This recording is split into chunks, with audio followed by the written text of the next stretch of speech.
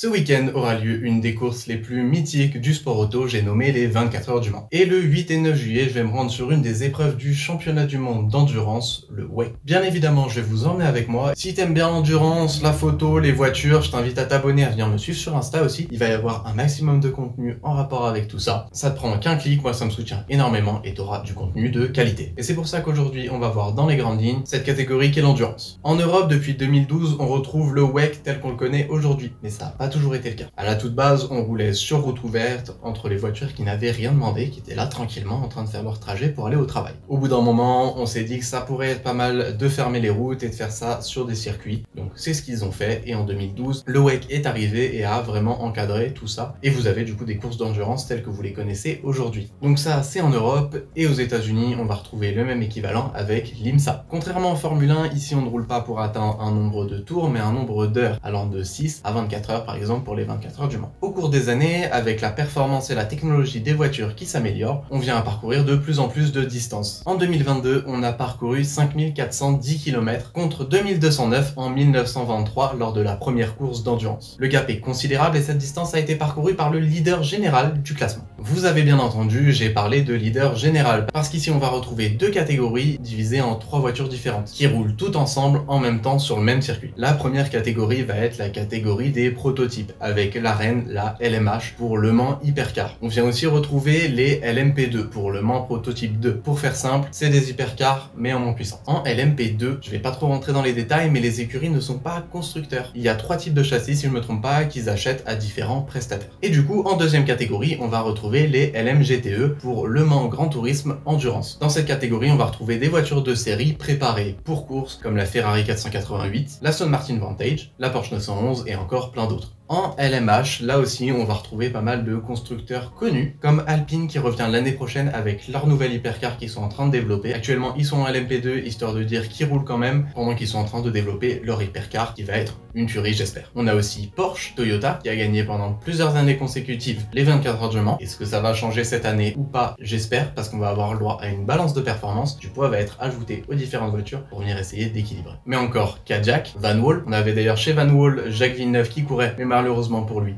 c'est ciao. Et on finit avec Glickenhaus. Contrairement au rallye, par exemple, les écuries n'ont pas besoin de proposer une voiture de série pour pouvoir courir en hypercar. C'est pour ça qu'en rallye, vous allez par exemple retrouver une Toyota Yaris. Ils ont l'autorisation de transformer leur hypercar en voiture de route. Moi, je voulais le faire. Est-ce qu'on va se retrouver avec leur voiture qui, au passage, je la trouve incroyable sur la route? C'est pas prévu, mais ils voulaient le faire. Comme je vous le disais au début, ce week-end a lieu le centenaire des 24 heures du Mans. Je vous invite à aller le regarder. C'est une super course. Ça va l'être encore plus. J'espère que quelqu'un d'autre que Toyota va gagner. Malheureusement, j'ai pas pu y aller.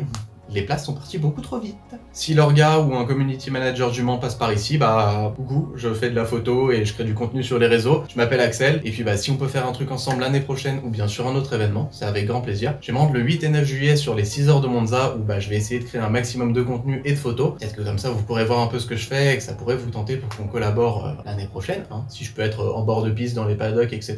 Ce serait vraiment top et puis bien sûr je ferai du contenu, pourquoi pas pour vos réseaux et puis aussi pour mes réseaux. Et ensuite j'enchaîne du 14 au 16 juillet avec de l'ELMS au Castellet pour 4 heures de course. Pour ne rien manquer sur ça, je vais partager un maximum de contenu, je vais essayer d'avoir des interviews, de pouvoir aller un peu partout, je garantis rien, on va essayer. Donc si vous voulez avoir un maximum de contenu et puis du contenu un peu exclusif, en avance, etc. venez sur mon Insta, c'est là où je vais tout partager. Il y aura aussi des TikTok et une vidéo YouTube bien évidemment, mais celles-ci vont mettre un peu plus de temps à arriver parce qu'il faut que je les monte. Alors que sur les stories, ce sera du tac au tac. Donc vraiment, venez sur Instagram, c'est le moment ou jamais. J'ai pas meilleur argument à vous donner aujourd'hui. Si vous aimez le sport auto, que vous voulez voir des voitures qui vont très vite, parce que c'est bien les voitures qui vont vite, de très proche, avec un maximum de contenu exclusif, je sais que je vais avoir accès au paddock, au pitwalk et j'espère au tour de piste. Ça c'est pas encore sûr, mais je vais faire un maximum pour pouvoir y accéder. Donc venez sur Insta, vous aurez un maximum d'informations. Aussi au passage, je vais essayer de faire des interviews comme je l'ai dit. Donc si vous avez des questions que vous voulez que je pose aux pilotes ou bien aux mécanos ou à des teams principales, voilà, je vais essayer de voir un peu à qui je peux poser des questions ou bien même à des spectateurs si vous